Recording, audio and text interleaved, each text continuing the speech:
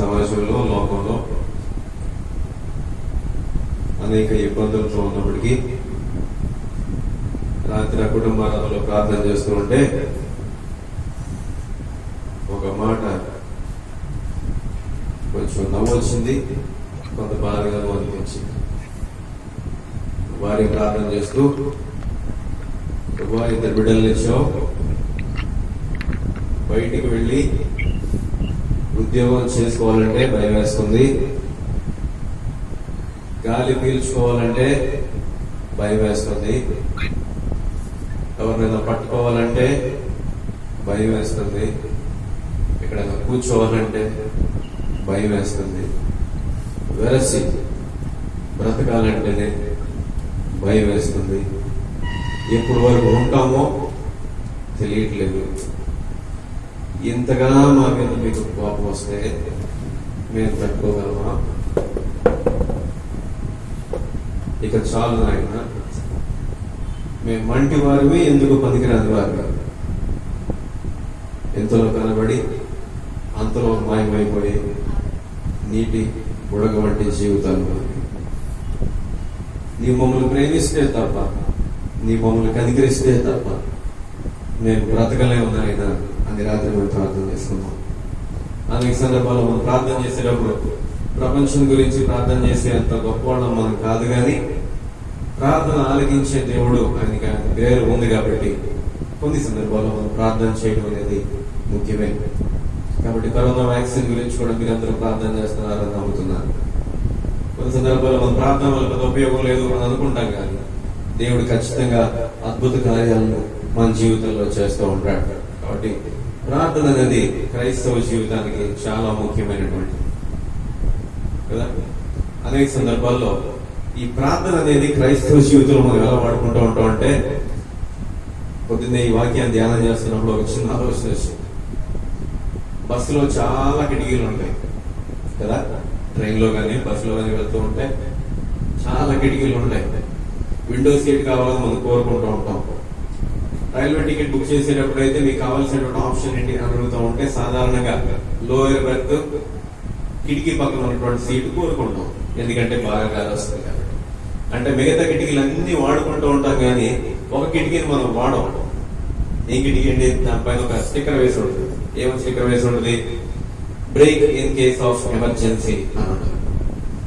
అంటే ఆ కిటికీ ఎప్పుడు వాడం, కానీ ఎప్పుడైనా ఎమర్జెన్సీ వస్తే, తప్పని పరిస్థితి వస్తే, ఎప్పుడైనా కష్టకాలంలో ఉంటే, ఎప్పుడైనా ఇబ్బందుల్లో ఉంటే, మిగతా గాలి చాలదనుకుంటే, లేదా మనం బయటికి వెళ్ళాలనుకుంటే కాన్బట్ పొజిషన్ లో మాత్రమే మనం ఏం చేస్తూ ఉంటామంటే అప్పుడు ఉన్నటువంటి ఆ కిటికీని పగలగొట్టడానికి మనం ట్రై చేస్తాం. దాన్ని ఎమర్జెన్సీ విండో అంటాం.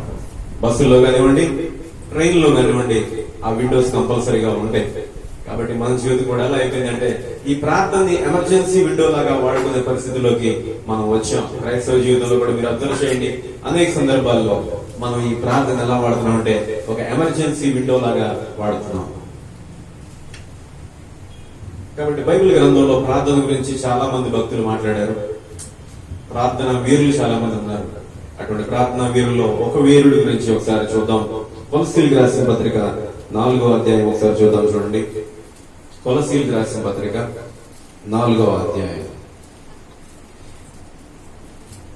యజమానులారా, పరలోకంలో మీకును యజమానుడు ఉన్నాడని ఎరిగి న్యాయమైనది ధర్మానుసారమైనది మీ దాసుల ఎడల చేయుడి. 4వ వచనం చూద్దాం. ప్రార్థన యందు నిలకడగా ఉండి కృతజ్ఞత గల వారై దాని యందు మెలకువగా ఉండుడి. హల్లెలూయా. క్రైస్తవ జీవితంలో ప్రార్థన చేసేటప్పుడు మొట్టమొదటిగా పౌలు భక్తుడు ఇక్కడ చెబుతున్న విషయం ఏంటంటే ప్రార్థన యందు నిలకడగా ఉండుడి అన్నాడు. ఇంగ్లీష్ ఇన్ ప్రేయర్ అంటాడు. స్టెడ్ ఫాస్ట్ ఇన్ ప్రేయర్ అంటే అర్థం ఏంటంటే నిలకడగా ఉండుము అని అర్థం.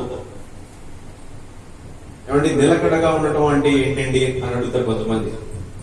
నిలకడగా ఉండటం అంటే చాలా సందర్భాల్లో మనం అర్థం చేసుకోవడం ప్రయత్నం చేస్తే ప్రార్థన చేస్తూ ఉంటాం, కానీ అనేక సందర్భాల్లో ప్రార్థన వింటున్నాడా దేవుడు అనే ఒక ఆలోచన అడగలుగుతూ ఉంటాం. ఈ కరోనా టైంలో చాలా మంది అన్యులు మన దగ్గరకు వచ్చే ప్రశ్న ఏంటంటే, మనం అడిగేటటువంటి ప్రశ్న ఏమడుగుతారంటే, ఈ కరోనా వచ్చింది కదండి, చాలా మంది చచ్చిపోతున్నారు కదండి, మరి మీరు ప్రార్థన చేస్తున్నారండి, మీరు ఈ దేవుడు కాపాడతాడు అన్నారు కదండి, మీరు ప్రార్థన చేస్తారా అని మనం అడుగుతూ ఉంటారు. అంజులు ఇలాంటి ప్రశ్నలు అడిగినప్పుడు మన దగ్గర సమాధానం చాలా సార్లు ఉండవు, తడబడుతూ ఉంటాం. కాబట్టి ఇక్కడ పౌలు భక్తుడు ఏం చెప్తున్నాడంటే ప్రార్థన యందు నిలకడగా ఉండండి. ప్రార్థన యందు నిలకడగా ఉండటం అంటే ఏంటి? స్టెడ్ ఫాస్ట్ ఇన్ ప్రేయర్ అని అంటారు. నా చిన్నతనంలో చాలా రోజులు నాకు అర్థం కాలేదు, కానీ ఒక విద్యార్థి మంచి విద్యార్థి అని ఒక టీచర్ ఎప్పుడు ఒక సర్టిఫికేట్ ఇస్తారు అంటే బాగా చదివినప్పుడు ఇస్తారండి కదా. చాలా మంది స్టూడెంట్స్ ఉన్నారు. ఒక స్టూడెంట్ చాలా మంచి స్టూడెంట్ అని కనుక ఒక తల్లిదండ్రులు వచ్చినప్పుడు ఒక టీచర్ కానీ ఒక లెక్చరర్ కానీ చెప్పాలి అంటే, నేను కూడా లెక్చరర్ గా చేశాను కాబట్టి కొన్నాళ్ళు, ఒక లెక్చరర్ ఎప్పుడు చెప్తాడు అంటే వాడు స్టెడ్ ఫాస్ట్ గా కనుక కాలేజ్ కి వచ్చినప్పుడు స్కూల్ కి వచ్చినప్పుడు మాత్రమే వాడు మంచి విద్యార్థి అని చెప్తాడు. కొన్ని సందర్భాల్లో మార్కులు 90% రాకపోవచ్చు, 80% రాకపోవచ్చు, 60% ఫస్ట్ క్లాస్ మార్క్స్ వచ్చినా కూడా ఆ లెక్చర్స్ ఏం చెప్తారంటే ఆ కుర్రోడు లేకపోతే ఆ అమ్మాయి చాలా మంచి స్టూడెంట్ అండి అని చెప్తారు. ఎప్పుడు మంచి స్టూడెంట్ అని చెప్తారు అంటే సాధారణంగా వాళ్ళ అటెండెన్స్ కనుక రెగ్యులర్ గా ఉంటే ఆ కుర్రాడు మంచి కుర్రాడు అండి అని చెప్తారు. ఎందుకు రెగ్యులర్ గా అటెండెన్స్ ఉంటే మంచిగా ఉన్నాడు అని చెప్తారు అనే దానికి చాలా కారణాలు ఉన్నాయి. బైబిల్ గ్రంథంలో పౌలు భక్తులు ఎందుకు ఇలా చెప్పాడు అంటే, పౌలు ఎన్నో అనుభవాలు తనకు ఉన్నాయి. మనకి బాగా తెలుసు పౌలు గురించి. గమలీయేలు పాదాల వద్ద నేర్చుకున్నాడు. తను ఎంతో మంచి గవర్నమెంట్ ఎంప్లాయ్.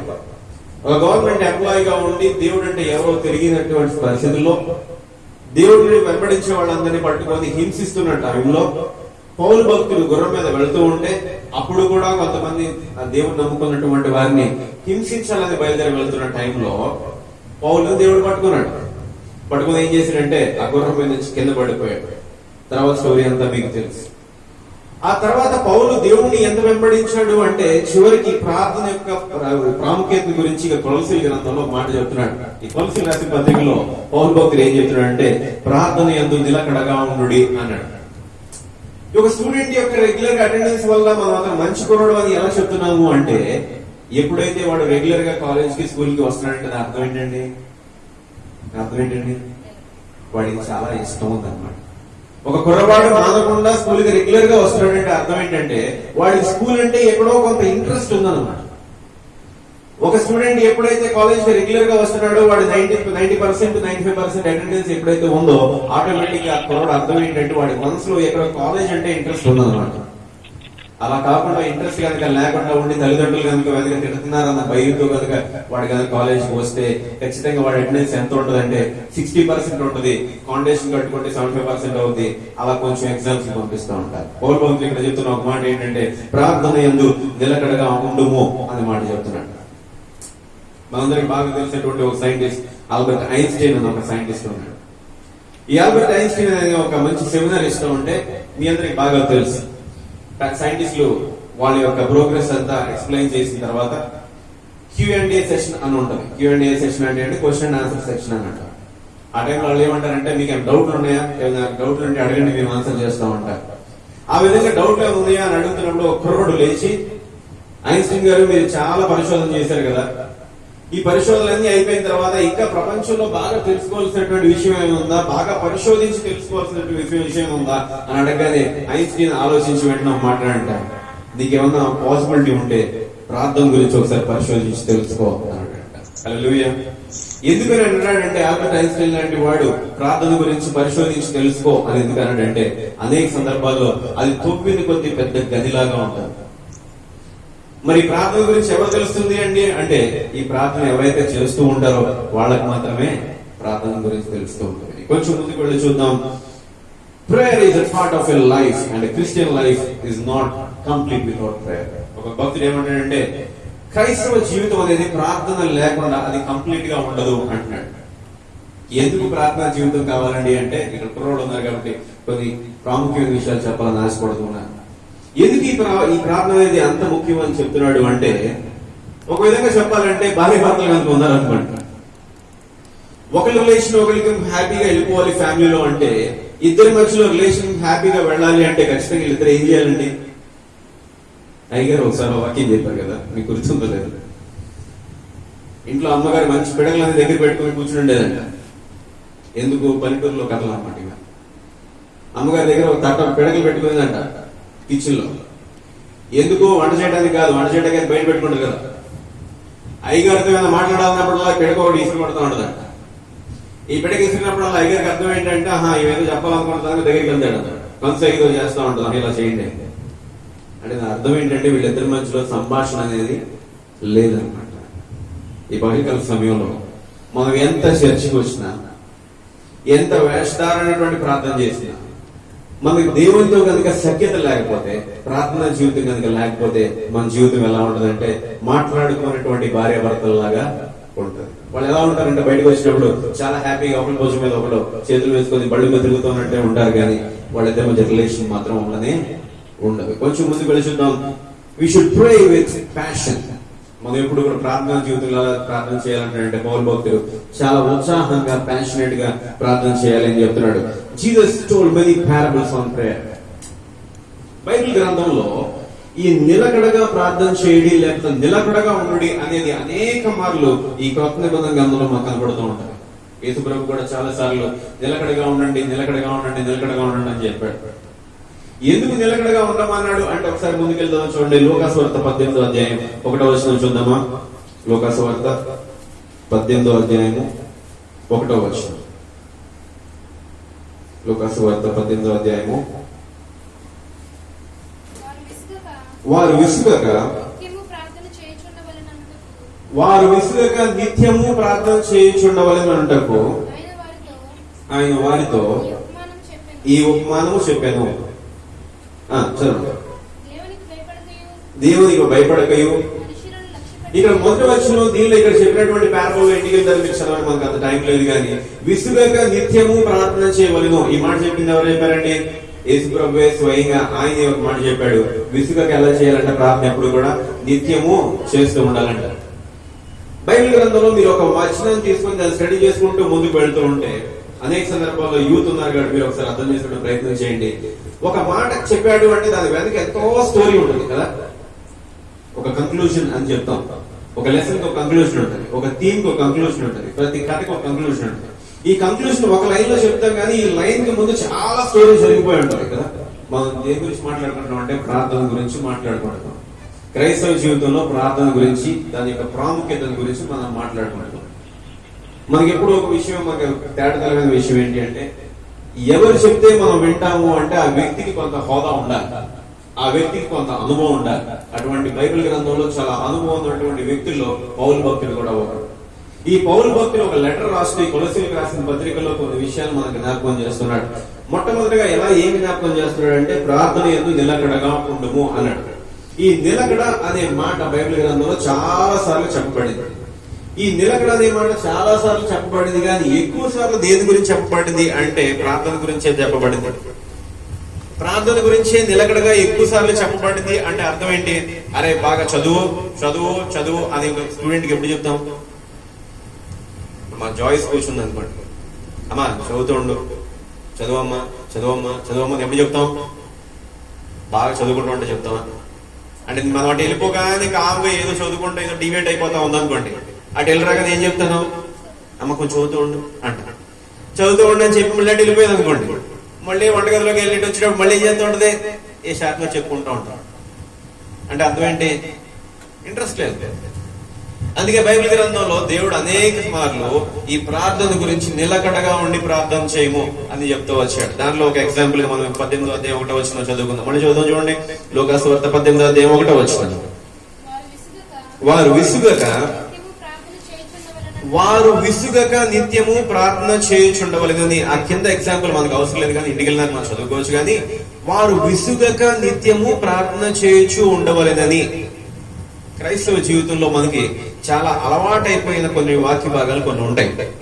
ఆ అలవాటైపోయినటువంటి వాక్య భాగాల్లో కొన్ని ఏంటి అంటే పాపక్షమాపణ ఒకటి, ప్రార్థన ఒకటి. ఒక ఆయన నన్ను అడిగాడు, బాబు చర్చి కొంచెం వస్తావా? దేవుడు గొప్పోడు, దేవుడు నిన్ను కాపాడతాడు, దేవుడు నిన్ను ప్రేమిస్తాడు, నీకున్న ఇబ్బందులు ఏదో పోగొడతాడు అంటే ఏమవుతారులేండి, ఇప్పుడు చూడు ఏడుతా ప్రార్థన ప్రార్థన ప్రార్థన అంటారండి. మా ఇంటి ముందు చర్చి ఉందండి, అసలు వాళ్ళు పెడతారని కానీ నాకు భయం ఎత్తిపోద్దండి. ఏంటంటే ప్రార్థన ప్రార్థన ప్రార్థన, పాపం పాపక్షమాపణ పాపం పాపి పాప అంటారండి. అంటే మనసులో నవ్వుకున్నా. మనిషి దేవుడు అనుగ్రహించేటటువంటి ప్రేమను, దేవుని దగ్గర నుంచి వచ్చేటటువంటి ఆ కృపను పొందుకోలేకపోవడానికి ఇబ్బందికరమైనటువంటి పరిస్థితులు రెండే ఉంటాయి మనిషి జీవితంలో. ఆ రెండు, ఒకటి పాపము, ఒకటి ప్రార్థన. అత్యంత దౌర్భాగ్యమైపోయిన విషయం ఏంటి అంటే మనిషి విసిగిపోయి, మనిషికి అలవాటైపోయి, సరదాగా అలవాటు పడిపోయిన విషయాలు ఏంటంటే ఒకటి ప్రార్థన, రెండు పాపం. ప్రతి ఆదివారం దేవుని సన్నిధికి వచ్చినప్పుడు అయ్యగారు చెప్పే ప్రతి మాటలోనూ, ప్రతి 10 పదాల్లోనూ ఒక పదం ఏంటి అంటే ప్రార్థన చేస్తున్నారా అంటాడు.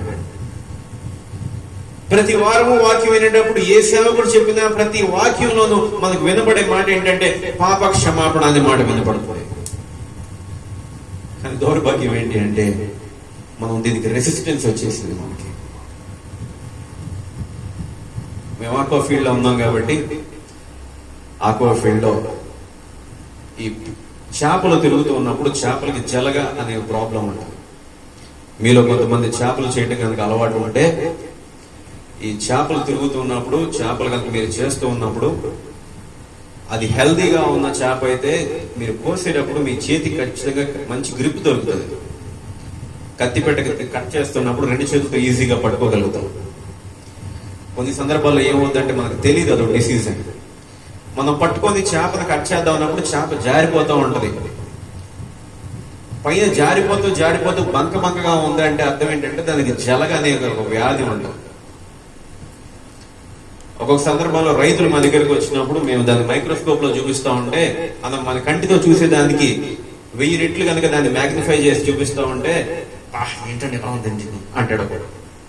ఆ ఎక్స్ప్రెషన్ చాలా అద్భుతంగా ఉంటుంది. ఎప్పుడైనా వీడియో తీసి మీకు చూపిస్తాను. చాలా ఆశతో కొన్ని లక్షలు ఖర్చు పెట్టి ఒక చెరువును పండించుకొని ఆ చేపను తీసుకొచ్చి మా దగ్గర పెట్టిన తర్వాత ఇదేంటి పెరగట్లేదండి, చచ్చిపోతున్నాయండి, రోజు చెరువు తిరిగి వెళ్ళేటప్పటికి నా చేపలు పైన తేలుతున్నాయండి, ఇలా తేలిపోతా అంటే మా పరిస్థితి ఏంటంటే ఒకసారి ఈ చేపలో ఏముందో చూడండి అంటే ఆ చేప మీరు ఎదురుగా పెడితే చాలా చక్కగా ఉంటుంది, దగ్గరలాడిపోతూ ఉంటాం. అది మైక్రోస్కోప్ తీసుకొని ఒక స్లైడ్ తీసుకొని దానిలో కొంచెం కనుక మనం పైన జస్ట్ కొంచెం శాంపిల్ కనుక తీసుకొని పెడితే మైక్రోస్కోప్ లో దానిలో కొన్ని వేల లక్షల జలగలు అలా తేలి ఆడుతూ ఉంటాయి. మరి దాని పరిష్కారం ఏంటి అంటే మేము మందు 2% మందు ఇస్తాం. ఈ మందు ఇవ్వడం ఎప్పటి నుంచి ఇస్తున్నారంటే అనాది కాలంగా గత 20 సంవత్సరాలుగా ఈ మందు ఇస్తూనే వస్తున్నారు. ఈ జలకి జాగ్రత్తగా అర్థం చేసుకోవడానికి ప్రయత్నం చేద్దాం, మనం అన్వయించుకోవడానికి ప్రయత్నం చేద్దాం.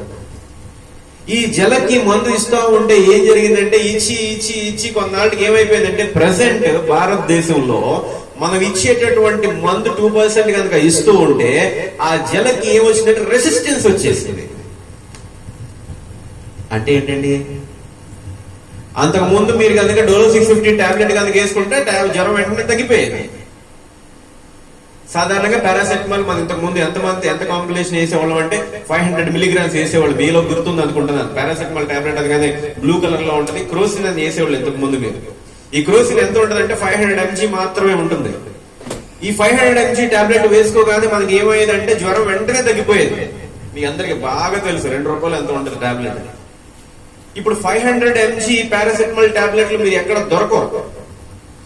ఎందుకు దొరకట్లేదు అంటే ఇండియన్ మెడికల్ ఆర్గనైజేషన్ వాళ్ళు రీసెర్చ్ చేసి తెలుసుకున్న విషయం ఏంటి అంటే మనిషి యొక్క శరీరంలో ఈ జ్వరం అనే దానికి రెసిస్టెన్స్ వచ్చేసింది. ఈ రెసిస్టెన్స్ వచ్చేసి ఏం జరిగింది అంటే 500 మిల్లీగ్రామ్స్ కనుక మీరు టాబ్లెట్ కనుక పారాసెటమాల్ వేసుకుంటే ఫీవర్ తగ్గట్లేదు. ఇప్పుడు ఏం చేయాల్సి వచ్చిందంటే దాని మోతాదు పెంచి 650 మిల్లీగ్రామ్స్ ఇవ్వాల్సిన పరిస్థితి వచ్చింది. ఈ జలగ విషయంలో జరిగేది ఏంటంటే ఇంతకు ముందు 2% కాంబినేషన్ లో మేము మందు ఇచ్చినప్పుడు చక్కగా తగ్గిపోయేటటువంటి జలగ ఇవాళ ఏం జరిగిందంటే 20% అంటే 2ని 10 రెట్లు చేస్తే 20 చేస్తే 20 రెట్లు డోసేజ్ ఇచ్చిన తర్వాత కూడా ఈ జలగ పోవడం. క్రైస్తవ జీవితంలో కూడా ఈ రెండింటికి కంప్లీట్ గా రెసిస్టెన్స్ ఆల్రెడీ వచ్చేసింది. ఇప్పుడు ఏం చేయాలి? మనం దేని గురించి మాట్లాడుకుంటున్నాం అంటే ప్రార్థన గురించి మాట్లాడుకుంటున్నాం. క్రైస్తవ జీవితంలో దేవుని యొద్ద నుంచి మేలు పొందలేకపోతున్నాం. అనేక సంవత్సరాల నుంచి దేవుడి దగ్గరికి వస్తున్నాం, మా జీవితంలో ఏం మేలు లేదు. మేము వచ్చినప్పుడు ఎలా ఉన్నామో ఇప్పటికీ అలాగే ఉన్నాము అంటే ఏదో ఒక ప్రాబ్లం ఉండాలి.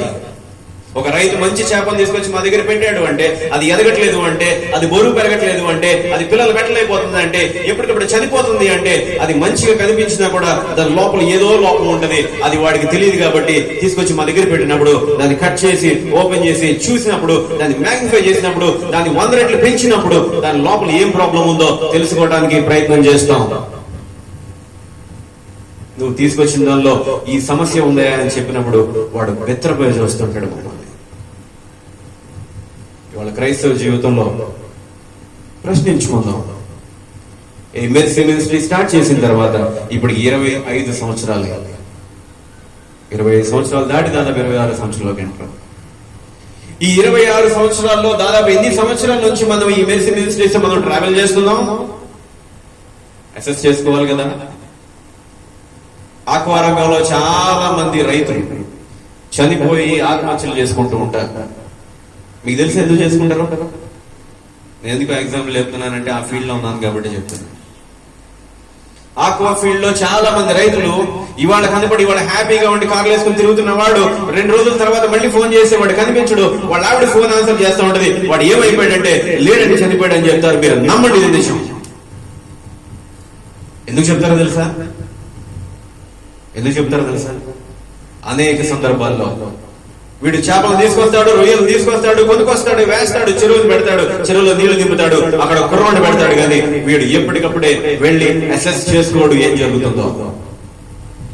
ఒక రైతు అనేవాడు ప్రతిరోజు ఉదయాన్నే 4 గంటలకు 5 గంటలకు వెళ్లి వాడి పొలంలో ఏం జరుగుతుందో లెక్క చూసుకోవాలి. ఎంత మేత వెళ్తుంది, ఎంత వెయిట్ పెరుగుతుంది, ఎంత ఖర్చు అవుతుంది, కుర్రోడు టైం వేస్తున్నాడా, మేత వెళ్తుందా లేదా అనేది ఒక రైతు కనుక చూసుకోకపోతే ఒకనొక టైంలో 3 నెలల తర్వాత వాడు ఫీల్డ్కి వెళ్ళిన తర్వాత పట్టుబడి పడదాం అనుకుంటే దాని లోపల సరిపోదు.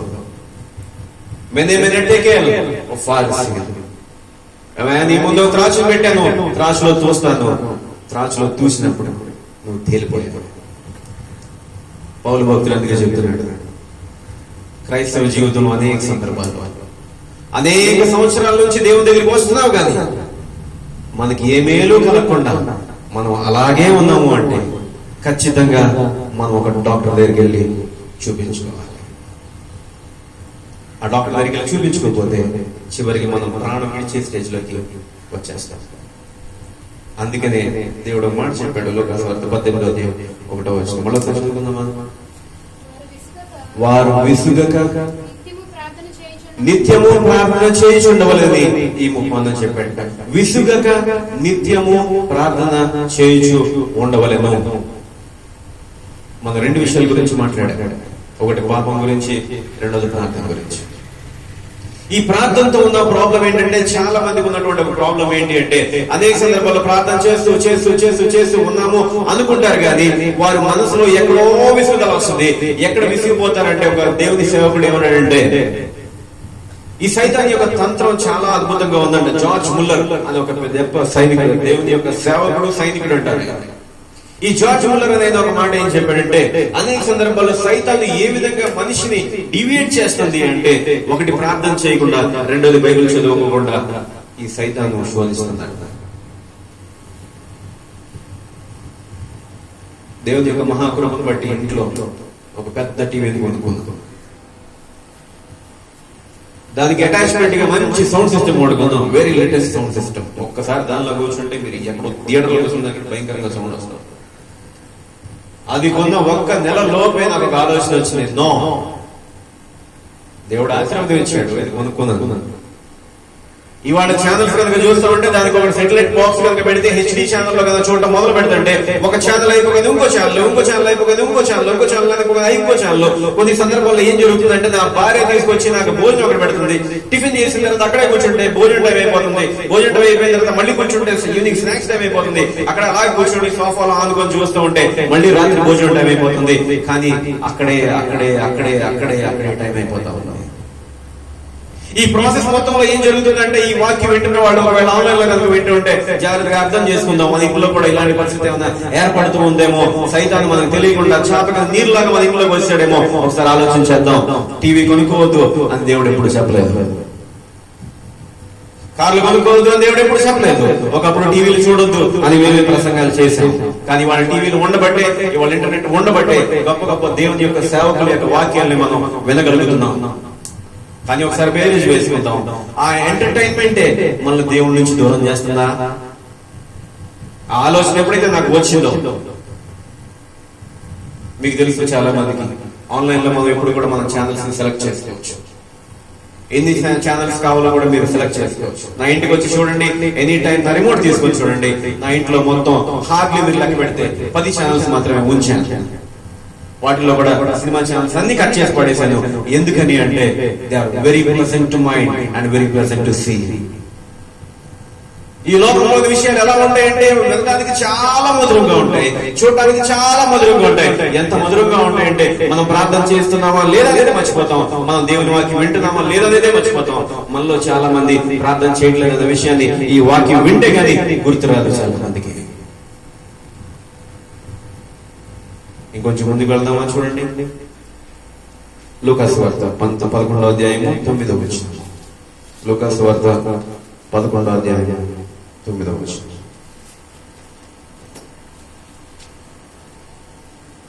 త్వరగా చదువుతారా? లూకాసు వార్త 11వ అధ్యాయము.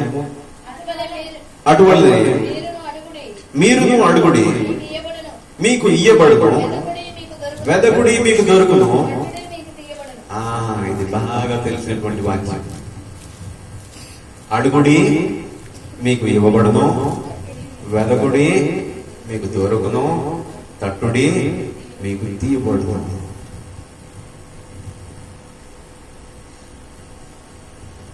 విసుగక నిత్యము ప్రార్థన చేసే దానికిను లాంగ్ ప్రార్థన మనం శనివారాలు చేస్తున్న ప్రార్థనకి ఏమైనా తేడా ఉందండి? ఉందంటారా లేదంటారా? ఈ రెండింటికి తేడా ఉందా లేదా? నిలకడగా ప్రార్థన చేయటం ఈ తెలుగు సాహిత్యంతో చాలా తలనొప్పి. అందుకే తెలుగు పండితులు అంటే కొంచెం గౌరవం ఎక్కువ మన సమాజంలో. మన తెలుగు భాష అయినా కూడా తెలుగు చాలా కాంప్లికేటెడ్ గా ఉంటుంది. దీర్ఘ ప్రార్థన చేయటం, నిలకడగా ప్రార్థన చేయటం రెండు ఒకటేనంటారా? వేరు వేరు అంటారా? త్వరగా ముగిచ్చేసుకుందాం, మనకి ఆన్లైన్ అయ్యేటప్పుడు కొంచెం టైం ఫాస్ట్ అయిపోతుంది. నిలకడగా ప్రార్థన చేయటం, దీర్ఘ ప్రార్థన చేయటం రెండు ఒకటేనా? శనివారం ప్రార్థనకు వచ్చినప్పుడు మనం ప్రార్థన చేస్తాం, లాంగ్ ప్రేయర్ చేస్తూ ఉంటాం. లాంగ్ ప్రేయర్ చేస్తున్నప్పుడు అది దేనికోసం చేస్తామంటే చాలా విషయాల గురించి మనం ప్రార్థన చేస్తూ ఉంటాం. మరి దేవుడు ఎలా ప్రార్థన చేయమన్నాడు అంటే దీర్ఘ ప్రార్థన వద్దాం లేదు, కానీ నిలకడగా ప్రార్థన చేయమన్నాడు. నిలకడగా ప్రార్థన చేయడం అంటే దానిలో ఏం కనిపిస్తుంది అంటే మన యొక్క ఆశ అనేది కనపడుతూ ఉంటుంది. కొంచెం ముందుకు వెళ్ళి చూద్దామా? ప్రే విత్ ప్యాషన్. అత్యంత ఇష్టముతో, కోరికతో దేవునికి ప్రార్థన చేయాలి.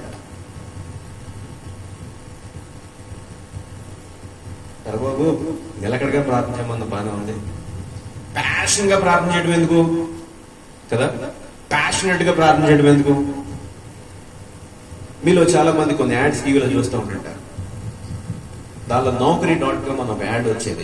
ఇప్పుడు మీరు వస్తుందో లేదు నాకు తెలియదు, కానీ వీడి క్రికెట్ అంటే బాగా ఇష్టం. వీడికి ఉద్యోగం వచ్చేదేమో రైల్వే టీసీగా వస్తుంది. వీడి ఆలోచన అంతా మనసు అంతా ఎక్కడ ఉంటుంది? ఎక్కడుంది? క్రికెట్ ఆడితే బాగుంటుంది అనిపిస్తుంది. నేను మంచి క్రికెటర్ అయితే బాగుంటుంది వీడి ఆలోచన. వీడి ఉద్యోగం ఎక్కడ వచ్చింది? రైల్వే టీసీగా వచ్చింది. వీడికి పోలీస్ అంటే బాగా ఇష్టం, మంచి యూనిఫామ్ వేసుకొని మంచి జబర్దస్త్కి వెళ్తా ఉంటే, మంచి పర్సనాలిటీ ఉండి వెళ్తా ఉంటే బాగుంటుంది. వీడికి ప్యూన్ గా ఉద్యోగం వచ్చింది. వీడి మనసు అంతా ఎక్కడ ఉంటుంది? ఎక్కడో పోలీస్ డిపార్ట్మెంట్. అంటే ఇష్టత ఉన్నది ఒకటి, చేసే పని ఒకటి. ప్రార్థనని ప్యాషనేట్ గా ప్రార్థన చెయ్యి అని ఎందుకు అంటున్నాడంటే, ప్యాషనేట్ గా పౌలు ప్రార్థన ఎందుకు చేయాలి అంటున్నాడంటే, ప్యాషన్ కనుక మనకి లేకపోతే, అటువంటి కోరిక, అటు వాంఛ కనుక మనకి లేకపోతే, అచ్చమైన తెలుగులో చెప్పాలంటే వాంఛతో అంటాడు. ఆ వాంఛ అనేది కనుక లేకపోతే, ఇప్పుడు ఇంతమంది రాకపోయినా మీలో ఇంతమంది ఎందుకు రాగలిగారు? మనందరికి వెహికల్స్ ఉన్నాయా? మనందరి కార్లు ఉన్నాయా? కాదు. ఆ వాంఛ అనేది, నీ మందిరం చూడాలన్నటువంటి వాంఛ నా హృదయంలో పుట్టుచున్నది అంటాడు. ఆ వాంఛతో ప్రార్థన చేయడం కూడా ముఖ్యం. నిలకడగా ప్రార్థన చేయడం ముఖ్యమే. రెండోది వాంఛతో చేయడం కూడా చాలా ముఖ్యం. ఎందుకు వాంఛతో చేయాలి అని అంటే, ఎప్పుడైతే ఆ వాంఛ ఆ ప్రేమతో మనం ఎప్పుడైతే చేస్తూ ఉంటామో దాని మీద ఇష్టత అనేది ఎప్పుడు మనకి పోదు. అప్పుడప్పుడు ఈ కీబోర్డు కొంచెం అలవాటు పోతుంది అనుకున్నప్పుడు కామ్గా కార్లో వేసుకెళ్ళిపోయి ఇంట్లో కూర్చుంటాం. మన పిల్లలు అప్పుడప్పుడు నాతో పాటు ఇంటి దగ్గర పడుకుంటారు కొంచెం హెల్ప్ చేయడానికి. వాళ్ళలో కొంచెం అడిగితే తెలిసింది. ఎప్పుడు మొదలు పెడతాను తెలుసా? ఎప్పుడు మొదలు పెడతాను? రాత్రి పూట 11ంటికి మొదలు పెడతాను కదా బాబు. రాత్రి 11ంటికి ఏం చేస్తారు అందరూ ఏం చేస్తారండి? 90% పీపుల్ అప్పుడు కూరకు తీసి పడుకుంటా ఉంటారు. కొంతమంది అదేంటో తెలియదు, 7ంటికి పడుకుంటారంట. ఆరోగ్య సూత్రాలు అంట. వీడు ఆరోగ్య సూత్రాలకి పొద్దున్నే 8ంటికి లేచి వీడు ఆరోగ్య సూత్రాలకి రాత్రి 8ంటికి పడుకుంటే 12 గంటలు వీడు పడుకుంటే ఏంటి? వీడు పని చేసేటప్పుడు, ఒళ్ళు అలిసేటప్పుడు, వీడు కష్టపడేటప్పుడు, సంపాదించేటప్పుడు. ఆరోగ్య నియమాలు అది మంచిదే కాదా? అట్లా ఒక్కొక్కసారి 11ంటికి మొదలుపెట్టి ఈ కీబోర్డ్లో చేయటం మొదలు పెట్టుకుంటాను. ఎందుకు కీబోర్డ్ 11ంటికి మొదలు పెడతాను తెలుసా? ఆ టైంలో అయితే దాంతో ఎంతసేపు కూర్చున్నా నన్ను ఎవ్వరూ డిస్టర్బ్ చేయరు. పిల్లలు చెలిపే పరిస్థితి ఉండదు, భోజనం చేయాలన్న ఆలోచన ఉండదు, వేరే ఏ ఆలోచన ఉండదు. నిజానికి అప్పుడుండే ఒకే ఏకైక ఆలోచన ఏంటంటే నిద్రపోవాలి అనే ఒక ఆలోచనే.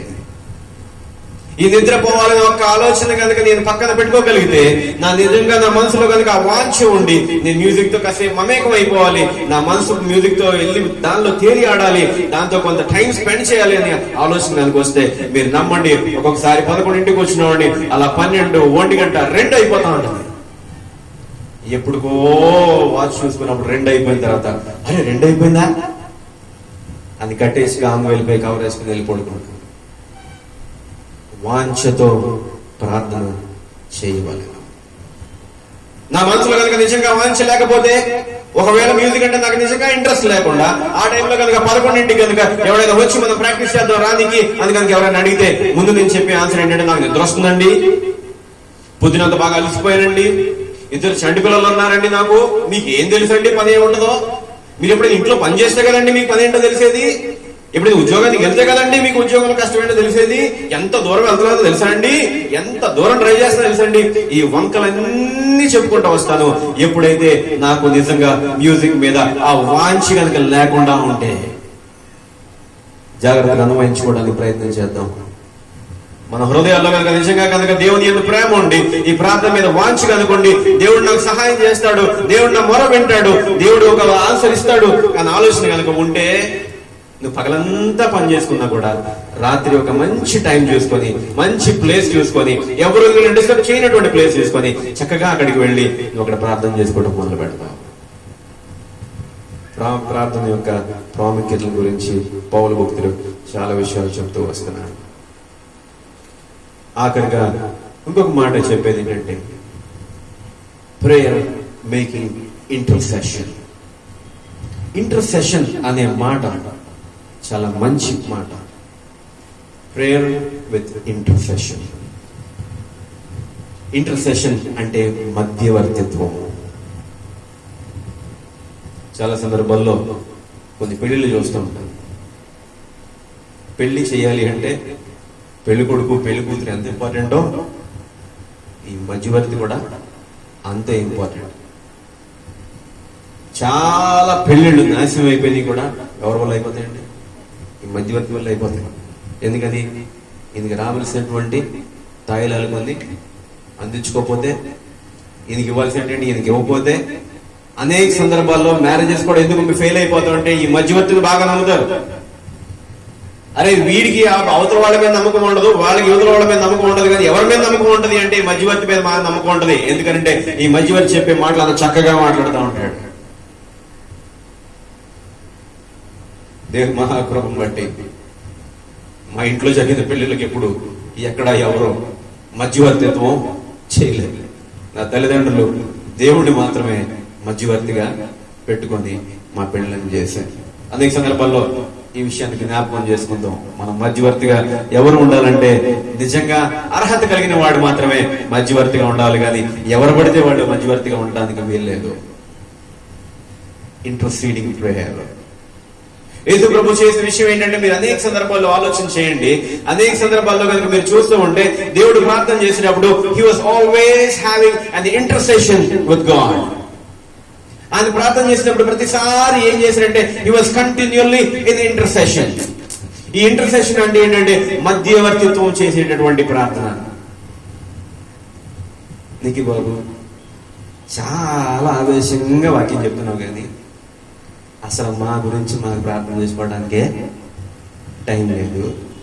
ఇంకా మధ్యవర్తిత్వం చేసే ప్రార్థన అంటే, ఈ మధ్యవర్తిత్వం చేసే ప్రార్థన అంటే ఏం చేయాలి? ఇప్పుడు అమ్మ ఏం చేయాలి? మధ్యవర్తిత్వం ప్రార్థన చేయాలంటే, అమ్మా అయ్యా వచ్చి ప్రార్థన చేయడం మొదలుపెట్టి, ఒకప్పుడు మన వాళ్ళు బుధవారం శనివారం ప్రార్థన చేసేవాళ్ళు. ఒకప్పుడు క్రైస్తవులు చేసేవాళ్ళు. ఇప్పుడు చాలా మంది తెలియదు. కొత్తగా చర్చకు వచ్చే వాళ్ళకి అసలు తెలియనే తెలియదు.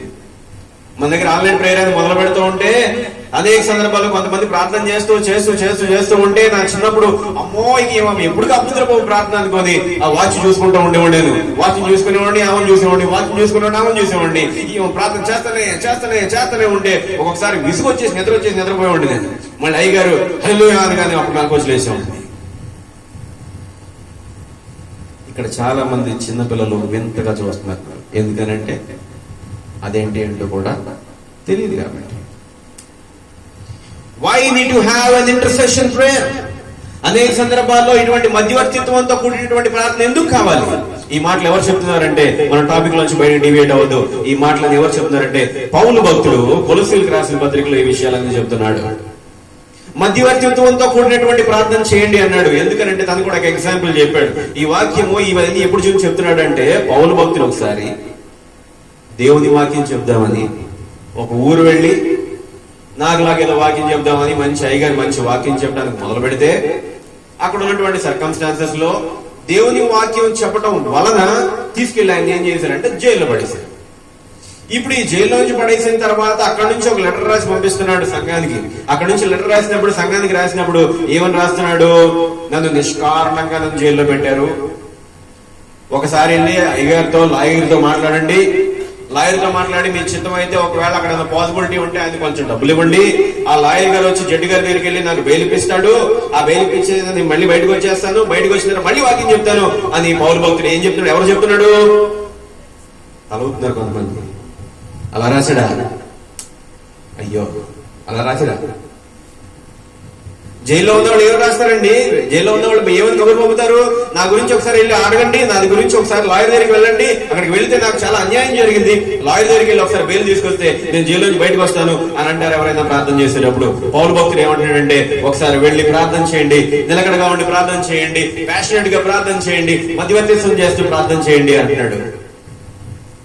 పౌలు భక్తుడు అలా ప్రార్థన చేస్తూ ఉన్నప్పుడు, ఆ మధ్యవర్తిత్వం చేసినటువంటి ప్రార్థన చేస్తున్నప్పుడు ఆ తర్వాత ఏం జరిగిందో మనకు బాగా తెలుసు. ఎవరు రాలేదు, ఎవరు బెయిల్ ఇవ్వలేదు, ఎవరు పెద్దవాళ్ళు రాలేదు, ఏ జడ్జి రాలేదు, ఏ లాయర్ రాలేదు, కానీ ఆ చెరస్థల తలుపులు బద్దలైపోయింది. హల్లెలూయా. when we make prayer with an interceding prayer, intercession prayer మనం చేస్తున్నప్పుడు, ఈ మధ్యవర్తిత్వంతో కూడినటువంటి ప్రార్థన చేస్తున్నప్పుడు తెలియకుండానే దేవుడు మనల్ని కాపాడుతూ ఉంటాడు. తెలియకుండానే అద్భుత కార్యాలని చేస్తూ ఉంటాడు. యేసు ప్రభు గురించి కూడా ఒకసారి ఆలోచించేద్దామా? ఒకసారి యేసు ప్రభు గురించి చూడండి. యేసు ప్రభు టైం అంతా లేదు, రిఫరెన్స్ అంతా చెప్పే టైం లేదు, కానీ ఒకసారి ఆలోచన చేయండి. యేసు ప్రభు దేవుని యొక్క వాక్యం చెప్తున్నప్పుడు కూడా అనేక సందర్భాల్లో కూడా మీరు ఆలోచన చేయండి. వీరు ఏం చేస్తున్నారో వీరు ఎరుగురు అని ఒకసారి సిలువలో ఉన్నప్పుడు పలికాడు. అనేక సందర్భాల్లో యేసు ప్రభు ప్రార్థన చేసినప్పుడు కూడా తను ఎంత దెబ్బలు తిన్నా కూడా, తను ఎటువంటి పరిస్థితుల్లో ఉన్నప్పుడు కూడా, గెత్సెమనీ వనంలో ఉన్నప్పుడు ప్రార్థన చేసినప్పుడు కూడా మధ్యవర్తిత్వంతో కూడినటువంటి ప్రార్థన చేశాడు. నీ పొరుగువారిని ప్రేమించండి అన్నాడు. యేసు ప్రభు ఏ సందర్భంలో మీరు చూసినా కూడా ప్రార్థన చేసేటప్పుడు మధ్యవర్తిత్వంతో కూడినటువంటి ప్రార్థన చేశాడు. కానీ దానివల్ల ఏం జరిగిందంటే అల్టిమేట్ గా మేలే జరిగింది. ఒక చిన్న ఎగ్జాంపుల్ చెప్తాను. ఒక జూనియర్ కాలేజీలో ఒక లెక్చరర్ తీసుకోవాలి. క్రైస్తవ జూనియర్ కాలేజీలో ఒక వ్యక్తిని లెక్చరర్ గా తీసుకోవాలని ఆశపడితే, ఆ పిల్లలు ఎక్కడా మాట వినట్లేదు, బాగా చదవట్లేదు అని బాధపడుతూ ఉంటే మేనేజ్మెంట్ ఒక వ్యక్తి దొరికాడు. ఒక వ్యక్తి దొరికిన తర్వాత మరి ఏం జరిగిందో తెలియదు. అప్పటి వరకు పిల్లలు ఇబ్బందులతో కూడిన పిల్లలంతా ఉన్నటువంటి మంచిగా చదవటం మొదలు పెట్టారంట. మంచిగా చదవటం మొదలుపెట్టి మంచిగా దేవుని వాక్యం వింటూ, క్రిస్టియన్ కాలేజ్ కాబట్టి రెగ్యులర్ గా చర్చకు వస్తూ మంచి మార్కులతో పాస్ అయ్యారంట. ఆ మేనేజ్మెంట్ ఓనర్ కి అర్థం కాక ఏం చేశారంటే, ఒక రోజు లంచ్ కి పిలిచారంట ఈ ఫ్యాకల్టీగా ఉన్నటువంటి ఈ లెక్చరర్. పిలిచిన తర్వాత ఉండబట్టలేక భోజనం చేస్తున్న టైంలో ఒక మాట అడిగాడంట, ఏం జరిగింది నాన్న? అంతకు ముందు పిల్లలంతా ఇబ్బందుల్లో ఉన్నారు, ఇప్పుడు ఏం జరిగింది?